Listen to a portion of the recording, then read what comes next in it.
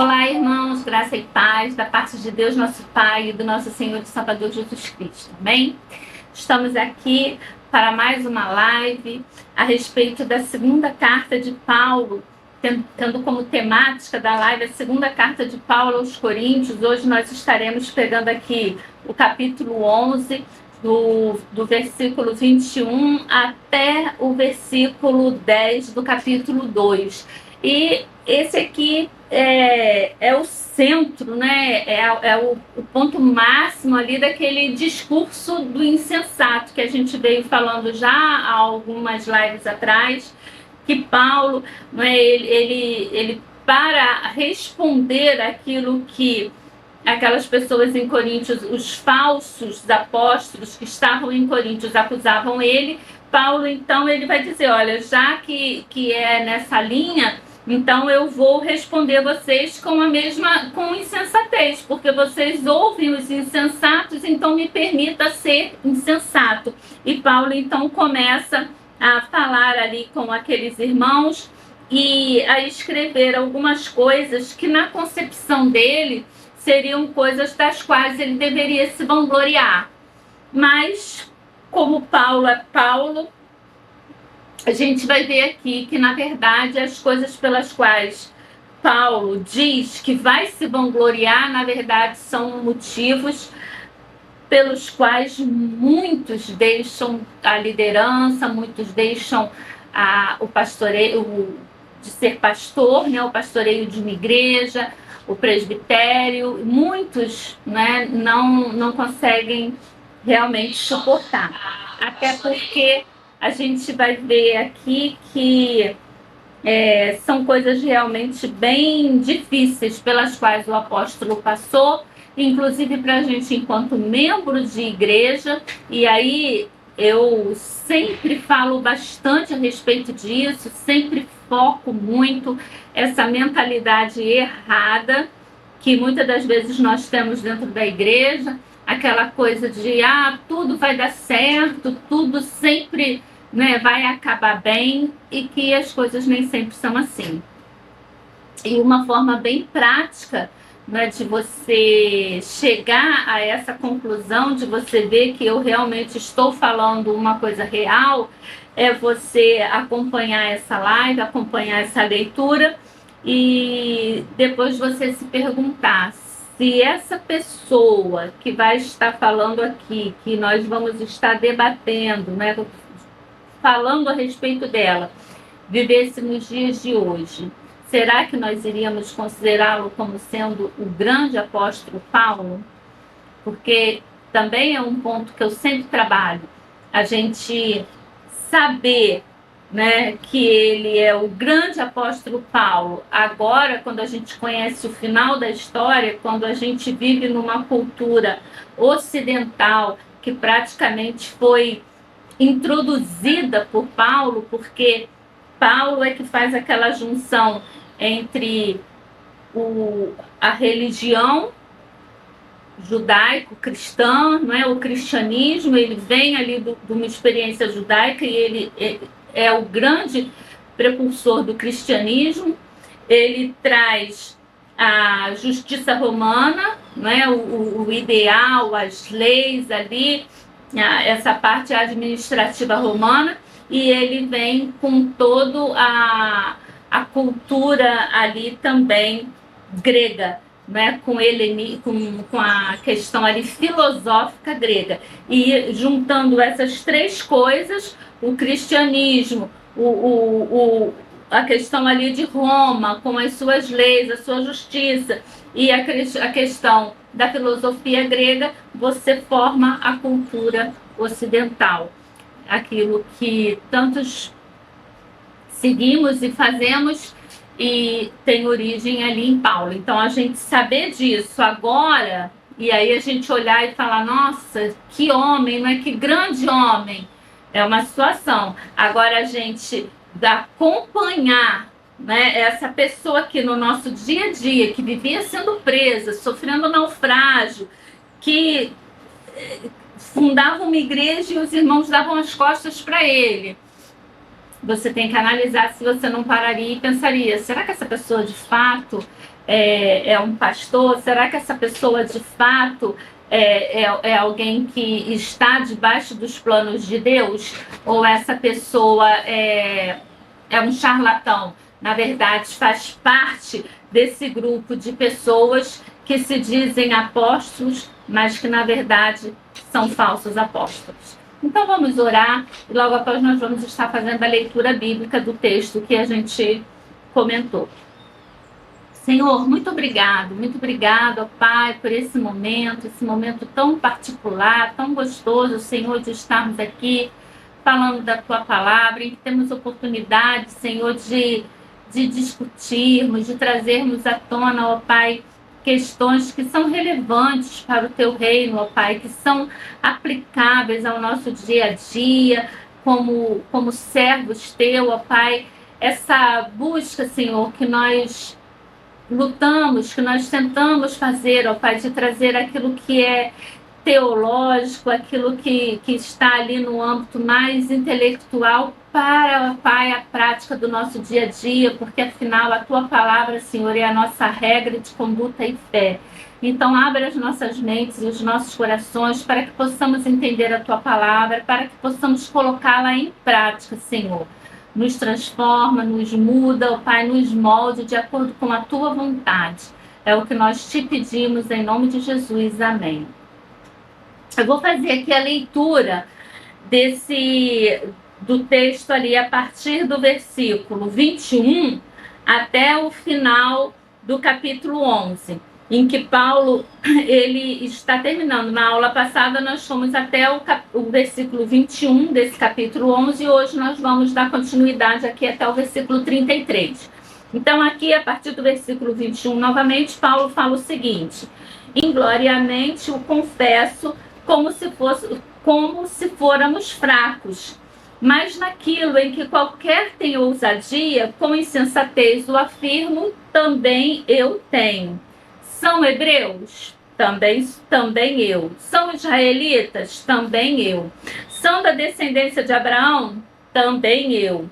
São ministros de Cristo? Falam como que fora de mim, eu ainda mais, em trabalhos muito mais em prisões, em açoites sem medidas, em perigos de morte muitas vezes, 5 vezes recebi dos judeus uma quarentena de açoites menos um, fui 3 vezes fustigado com varas, uma vez apedrejado, em naufrágio 3 vezes, uma noite e um dia passei na voragem do mar, em jornadas, muitas vezes, em perigos de rios, em perigos de salteadores, em perigos entre os patrícios, em perigo entre os gentios, em perigo na cidade, em perigos no deserto, em perigos no mar, em perigos entre falsos irmãos, em trabalhos e fadigas, em vigílias muitas vezes, em fome e sede, em jejuns muitas vezes, em frio e nudez. Além das coisas exteriores, algo que pesa sobre mim diariamente, a preocupação com todas as igrejas.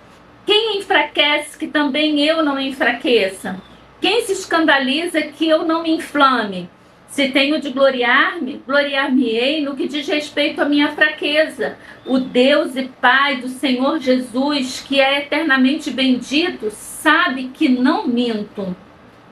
Em Damasco, o governador preposto do rei Aretas montou guarda na cidade dos Damascenos para me prender.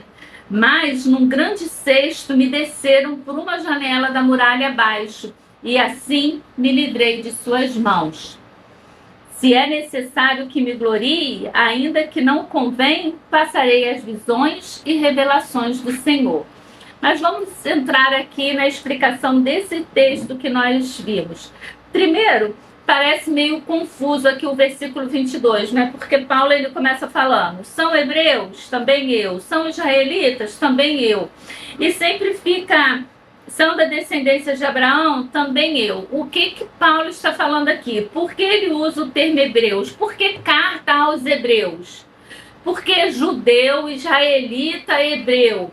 O termo aqui, hebreu, ele fala daqueles que viviam além do rio. Ele é uma referência lá a Abraão. Abraão, ele já era tido como hebreu. Por quê? Abraão, ele transpassa ali o rio para seguir o caminho que Deus havia mandado ali no território de Canaã. Então ele era tido como hebreu ali naquela região. Então o termo hebreu deriva dali. Todo mundo que vinha daquele lado ali, daquela região, era considerado como hebreu. Aí ele vai falar assim, são israelitas? Israelitas por quê? A nação de Israel, ela é composta pelos 12 filhos de Jacó, que teve o seu nome mudado para Israel. Então, por que israelitas? São os descendentes de Israel. Quando você ouve falar de Judá, por que Judá? Por que judeu? Porque a tribo de Judá compunha ali o Reino do Sul. O Reino do Sul era formado por meia tribo de Benjamim e pela tribo de Judá, que era a tribo de Davi, é a tribo da onde veio Jesus. Ele é o leão da tribo de Judá, descendente ali do rei Davi. Então, por isso, usa-se muito também a expressão de judeu. E ele fala que são da descendência de Abraão, quer dizer, eles são legítimos, não é, herdeiros, familiares de Abraão. Eu também sou. Então, Paulo está colocando aqui a sua...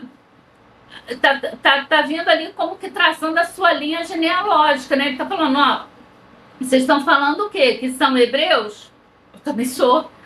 Ah, são israelitas? Eu também sou. São descendentes de Abraão? Eu também sou. Por que que a gente, os teólogos, os estudiosos, acreditam que Paulo coloca esse versículo 22 aqui?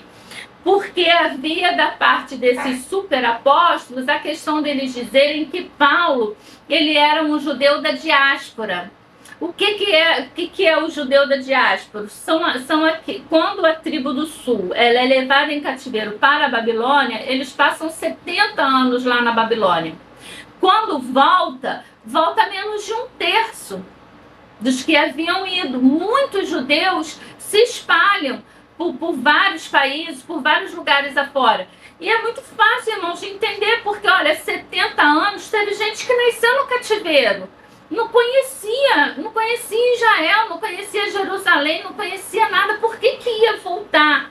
Mas não é nem essa questão aqui da família de Paulo, porque quando a gente vê Paulo se referindo a si mesmo com relação à religião judaica, Paulo vai dizer que como fariseu ele era impecável, que ninguém podia acusar Paulo de nada, de nenhum probleminha ali com relação à sua religião. Então a gente vê que a família de Paulo foi uma família cuidadosa nesse sentido de educar Paulo segundo os ritos judaicos, né? Paulo era da tribo da seita dos fariseus, que era a seita mais rigorosa com relação ao cumprimento da lei.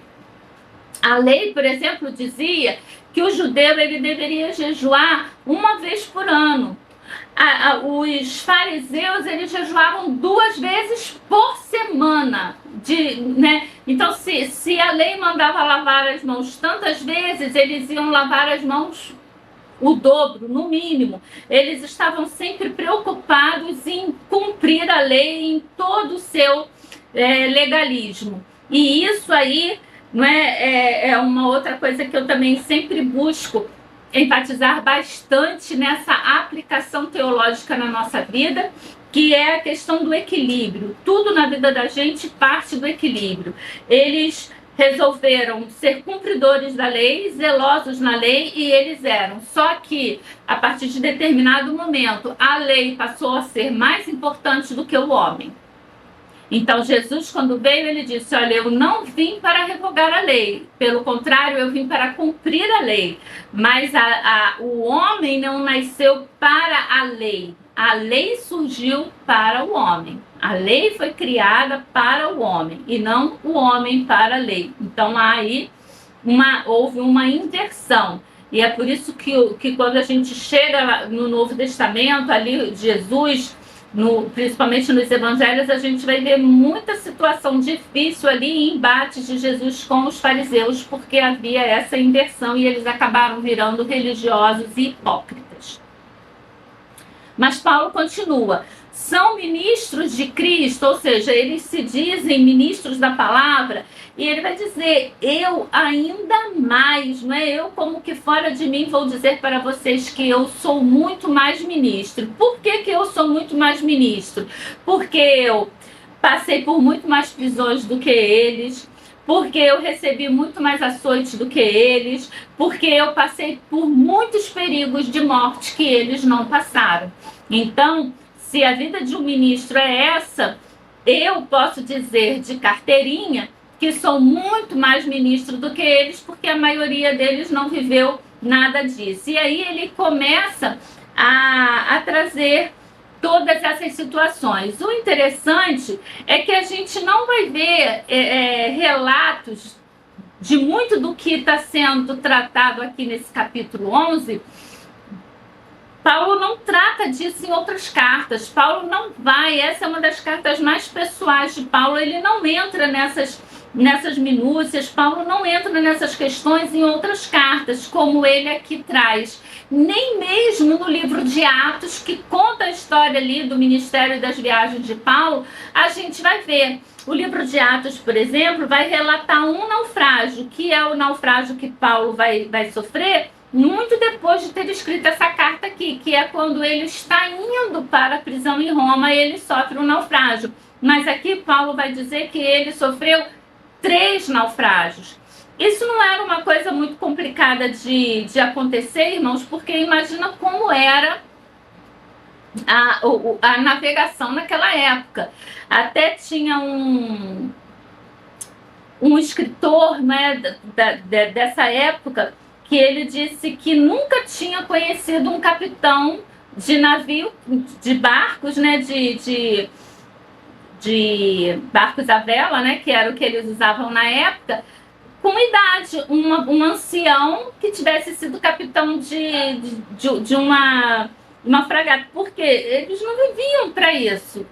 Eram muitos acidentes, pegavam tempestade, perdidos no mar, ou então pegavam calmaria, e aí também era um grande problema, porque na tempestade agita e perdia, a vela arrebentava, isso, aquilo. E na calmaria, né, ficava ali sem vento nenhum, então as velas não tinham ali força para poder se movimentar, e o navio ficava parado ali dias e dias, e aí eles podiam morrer de fome e outras situações mais.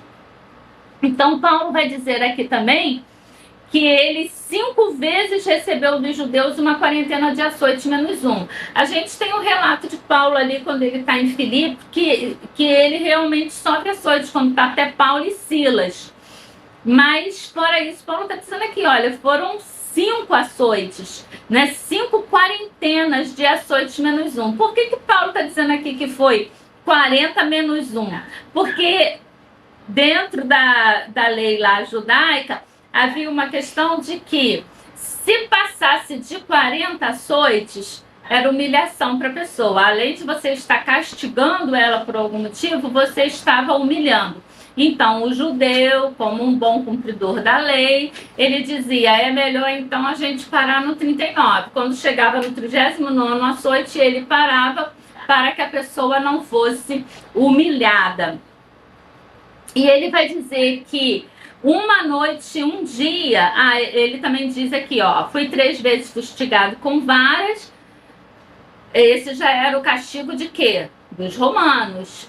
Por que Paulo, irmãos, tinha sofrido esses açoites da parte do judeu? Muito provavelmente porque ele chegou numa sinagoga pregando ali que Jesus Cristo era o Senhor, que ele era Deus. E aí os judeus consideraram aquilo uma ofensa, uma heresia, e aí a punição seria o castigo com os açoites, né? E já aqui nessa questão dele ter sido fustigado com varas, entra uma questão ali do castigo romano. Foi alguma coisa assim como ali na própria cidade de Filipos, né? Por que Paulo ele ficou preso e levou açoites de vara? Porque ele havia curado uma menina que era endemoniada e ela adivinhava as coisas. Quando Paulo cura essa menina, o comércio, as pessoas que lucravam em cima da menina que era doente, deixaram de lucrar. Então eles disseram que Paulo estava perturbando a ordem. Então Paulo e Silas são lançados na cadeia, são açoitados. O negócio só para quando Paulo vai lá e diz para eles: olha, eu sou romano. Aí quando Paulo diz que ele é romano, eles ficam preocupados, tentam cuidar ali, amenizar a situação. Mas Paulo escapa dessa então, dizendo que era romano. Mas é uma das situações que a gente tem relatadas. Mas aqui a gente vê que ele passou por muito mais coisa do que na verdade a gente tem relatado. Ele vai dizer que uma noite, um dia, ele passou na voragem do mar, ou seja, num desses naufrágios aí que ele sofreu, ele passou um dia e uma noite simplesmente ali se prendendo em algum pedaço de madeira, alguma coisa, para poder sobreviver. Em jornadas muitas vezes, em perigos de rios, em perigos de salteadores, em perigo entre patrícios, entre os próprios judeus, em perigo entre os gentios, porque é como nós falamos na semana passada, de certa forma ele ficou num ponto em que ele não tinha para onde ir, irmãos, porque os judeus não o aceitavam e os gentios também, muitas das vezes, o rejeitavam. Quer dizer, ele ficou ali sem um grupo, né? E é tão interessante porque hoje em dia a gente tem tanta necessidade de ter um grupo que nos acolha, né? Isso tudo aqui me fala muito sobre essa questão nossa de querermos parecer bem, de querermos pertencer ao grupo certo, e em pertencendo ao grupo certo, a gente está em posição de destaque nesse grupo, e aqui a gente vê Paulo falando que tudo isso é nada, né? E ele declarando aqui realmente as coisas que ele passava. E ele vai dizer: em trabalhos e fadigas, em vigílias muitas vezes, em fome e sede, em jejum muitas vezes. Quer dizer, aqui é um outro ponto, né, irmãos? Porque olha a separação que Paulo faz. Às vezes ele ficava com fome, por quê? Porque ele estava sem ter o que comer e o que beber. Mas às vezes ele tinha o que comer, mas ele estava jejuando, orando, né? E mais abaixo ele vai dizer que a questão com as outras igrejas, com as igrejas, era algo que pesava sobre ele, a responsabilidade do pastoreio. E até essa carta aqui, ele começa colocando a angústia dele, a forma como ele ficou angustiado, até que ele recebe Tito, e aí ouve da parte de Tito que está tudo bem com os irmãos em Coríntios, que eles haviam recebido a carta, que eles haviam entendido, haviam se arrependido, né? Então Paulo escreve a carta dizendo como que aquilo ali tinha aliviado ele. Mas a gente vê que ele se mantinha ali firme nas orações pelas igrejas e pelos irmãos daquela época. Então, essa questão aqui também, quando Paulo fala de frio e nudez, imagina, cada vez que ele era açoitado, ele tinha a roupa dele rasgada.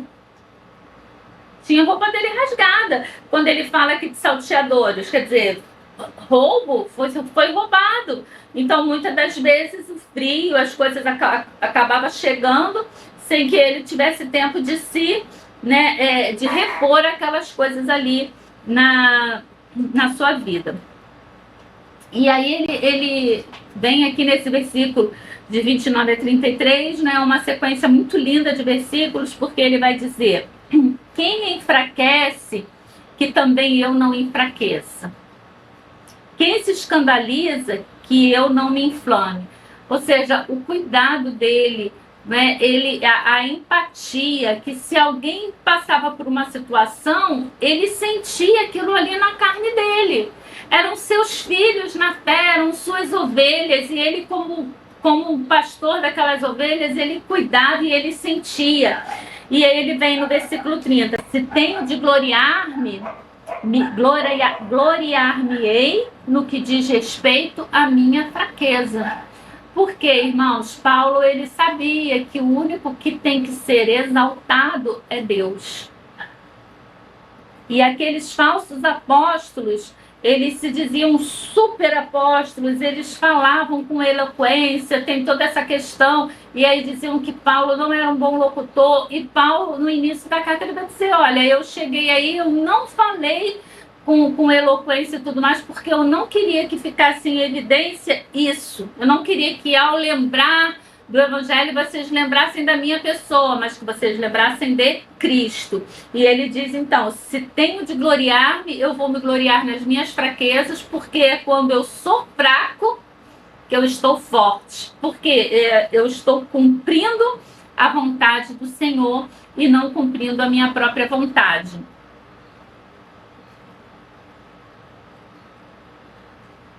E aí quando a gente traz para os nossos dias, e a gente vê, irmãos, essa questão, esses superapóstolos, né?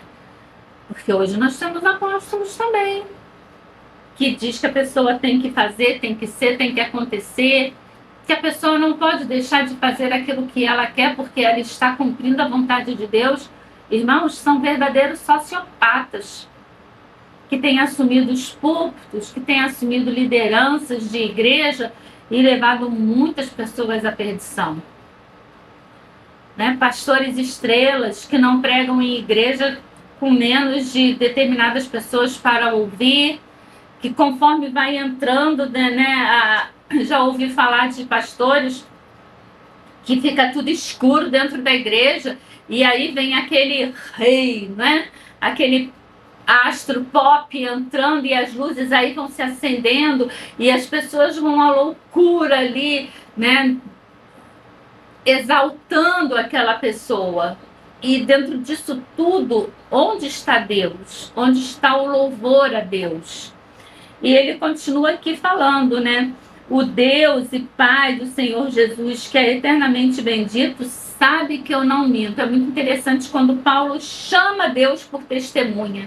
Né? O versículo 31, ele está chamando Deus, olha, o Deus e Pai do Senhor Jesus Cristo, que é eternamente bendito, ele sabe que eu não estou mentindo. E aqui Paulo, a partir do versículo 32, então ele vai contar uma experiência que ele passa também ali em Damasco, quando o rei Aretas, não é, montou guarda na cidade dos Damascenos para prender Paulo. Isso aqui foi 3 anos após a conversão de Paulo. Quando Paulo se converte ali no caminho para Damasco, ao se converter, o que Paulo faz? A gente precisa entender o contexto religioso, o contexto histórico. Imagina, irmão, você acreditar numa coisa a sua vida inteira você acredita naquilo ali, você vive por aquilo ali, e de repente você descobre que você estava errado. Não é? Imagina, procura entender Paulo como se ele fosse um Saddam Hussein. Saddam Hussein já está um pouco fora, né? Mas como se ele fosse um líder do Hamas, um líder aí desses bem extremista. Aqueles homens ali, irmãos, eles vivem porque eles acreditam naquilo ali, eles acham que eles estão certos e que eles estão fazendo aquilo ali no nome do Deus deles. Imagina uma pessoa daquela ali se convertendo. A gente tem até um missionário, né, que vem nas nossas igrejas aqui no Brasil e que fala, e ele conta que como que ele se converte? Ele se infiltra no seminário lá na Argentina para se passar como cristão, porque o objetivo era colocar uma bomba lá dentro, né, da comunidade, dentro da embaixada lá na Argentina. E aí, quando ele está infiltrado lá dentro do seminário, ele se converte. E hoje ele vive pregando o evangelho, mas ele conta da dificuldade dele, irmãos, em começar do zero, porque toda a sua vida você acreditou numa determinada coisa e agora você descobre que aquilo ali era mentira, que nada daquilo ali era verdade. E Paulo se viu assim, né? Então, o que Paulo faz? Ele vai para o deserto da Arábia, ele fica ali 3 anos. E ele volta. Quando Paulo volta, ele volta para onde? Para Damasco. E aí, o rei Aretas, descobrindo que Paulo está ali, manda matarem Paulo, fechar o cerco na cidade para matar Paulo. E a essa altura, o que tinha acontecido? 30 radicais fariseus, né, lá, eles já haviam falado, nós vamos ficar sem comer até que esse homem morra, até que ele morra, nós não vamos comer. O que os irmãos de Damasco fazem? Descem Paulo ali por um cestinho para que Paulo possa fugir da cidade. E quando Paulo tem que se gloriar para os coríntios, falando das coisas que ele podia se gloriar, Paulo vai pegar o quê? Essa situação. Ele vai dizer, olha, se eu tenho que gloriar-me, eu vou me gloriar lá naquele dia em que eu desci por um cestinho lá pelos muros de Damasco. E a gente continua aqui, né? Se é necessário que me glorie ainda, que não convém, passarei as visões e revelações do Senhor.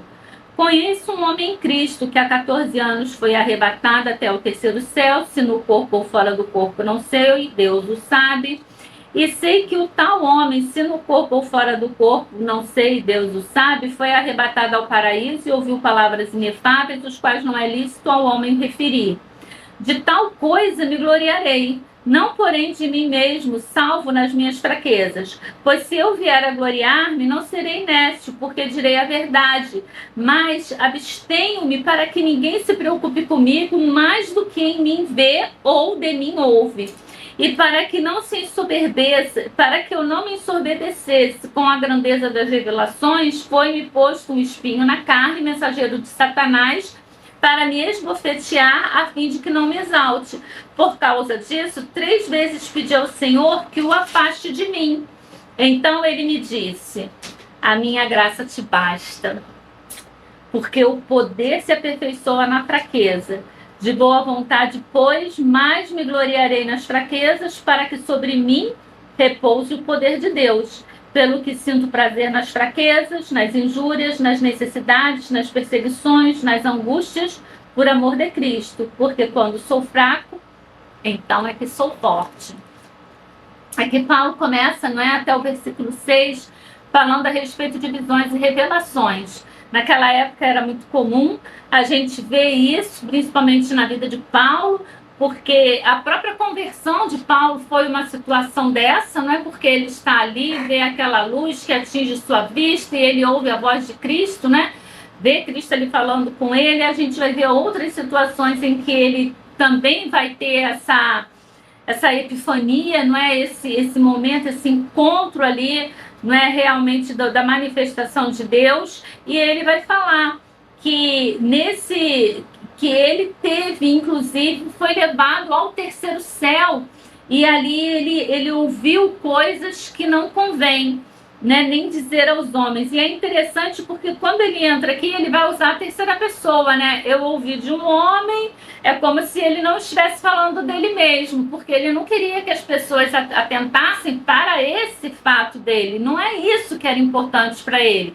Ele só cita essa ida ao 3º céu aqui, nessa situação, e dentro de um contexto em que ele está esclarecendo uma situação. Não é que ele não seja um grande apóstolo, ele nem se considera um grande apóstolo do Senhor, ele se sente um cumpridor daquilo que Deus manda, mas ele quer que os membros daquela igreja entendam o que é realmente ser um servo do Senhor, ser um cumpridor de Deus, da ordem de Deus. Porque hoje, irmãos, a gente vê muitas pessoas vão ser, nós vamos ouvir aqui o grande servo do Senhor, e aí vem um pavão.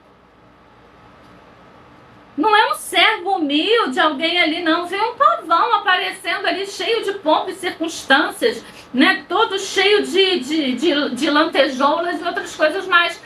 Isso não é ser o servo de Deus. Com voz pomposa para falar, buscando uma locução diferente. Quer que no final fique o quê? Ele. Mas é interessante aqui o quê? A gente pontuar. Hoje o Senhor fala por meio de visões e revelações? Fala, eu acredito que ele fale, até porque ele é Deus e ele faz o que ele quer e não tem nada que limite Deus. Agora, o que nós precisamos entender é o seguinte: a Bíblia é a revelação completa de Deus. Nesse momento aqui, quando Paulo está escrevendo, a Bíblia ainda não tinha sido totalmente escrita. Mas agora, aquilo que tinha que ser revelado de Deus já nos foi revelado.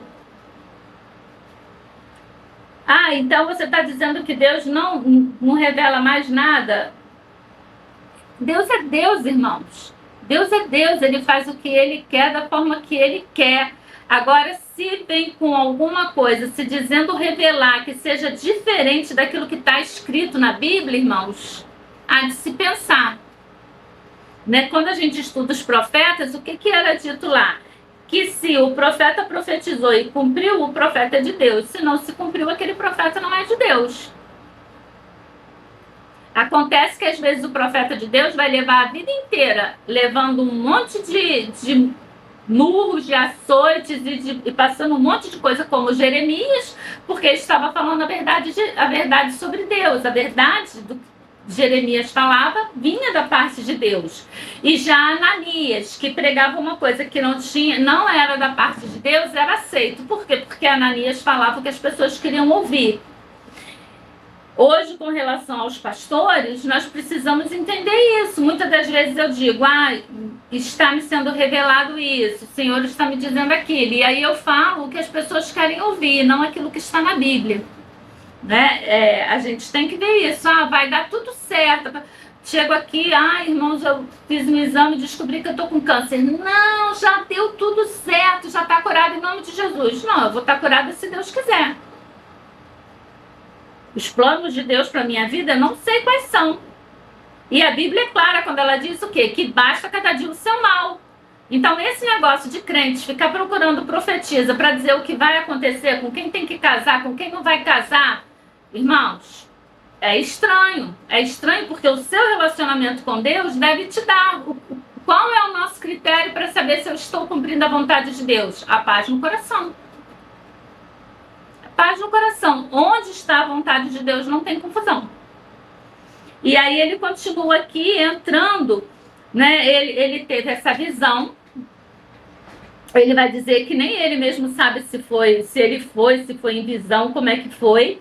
Mas ele diz que depois disso, o que acontece com ele? Foi dado um espinho na carne dele. Por quê? Para que ele não se ensoberbecesse.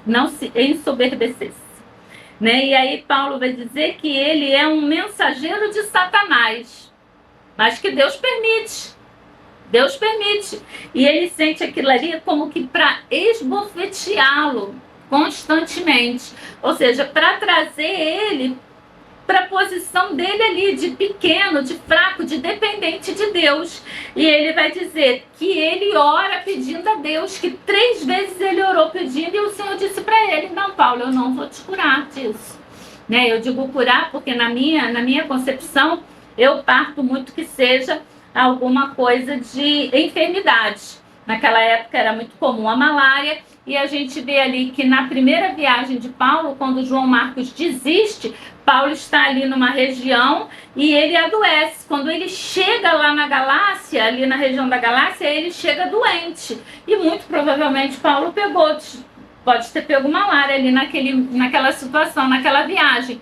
E ela dava muita dor de cabeça e ela dava também problema na vista. E a gente vê que quando ele escreve a carta aos Gálatas, Paulo escreve dizendo, né, veja com que grandes letras eu vos escrevo. Acho interessante que eu já vi gente interpretando isso, dizendo, que grande mensagem eu estou mandando para você. Não, é que grande letra, né, ele escreve porque ele não conseguia enxergar direito. Alguns dizem que foi da própria conversão ali, daquela luz que criou aquelas escamas, e aí quando soltou ele ficou com essa doença. Outros dizem que foi a mulher. Eu, como mulher, digo que acho difícil que tenha sido uma mulher, porque afinal nós somos muito boazinhas e não seria um espinho na carne dele. Uma coisa que a gente pode saber que não é pecado, porque Deus não daria um pecado para a vida de Paulo para ser um espinho na vida dele. Mas, independente do que seja, Paulo, ele minimiza, né, e coloca isso realmente num patamar de que é algo que Deus deu e que vai manter nele. Ele está conformado, né, com essa situação. E ele diz que se ele tem que se gloriar, ele vai se gloriar então nas fraquezas dele. E ele termina dizendo, né, que quando ele é fraco, então é que ele é forte. Quando ele reconhece a sua fraqueza, a sua pequenez, então é que ele realmente está sendo forte em Cristo. E isso é um tapa, né, para esses super apóstolos da época e um grande momento de reflexão para nós hoje em dia. Quem é que nós estamos seguindo? Quem é que nós estamos seguindo? Quem é que nós buscamos ouvir, né? Quem são os grandes líderes denominacionais? Quem são os grandes líderes que nós devemos realmente ouvir e seguir? Amém, irmãos. Então, até a próxima semana. Um grande abraço, né? E não percam no próximo sábado, às 9 horas, no canal do YouTube da nossa igreja, Teologia Aplicada.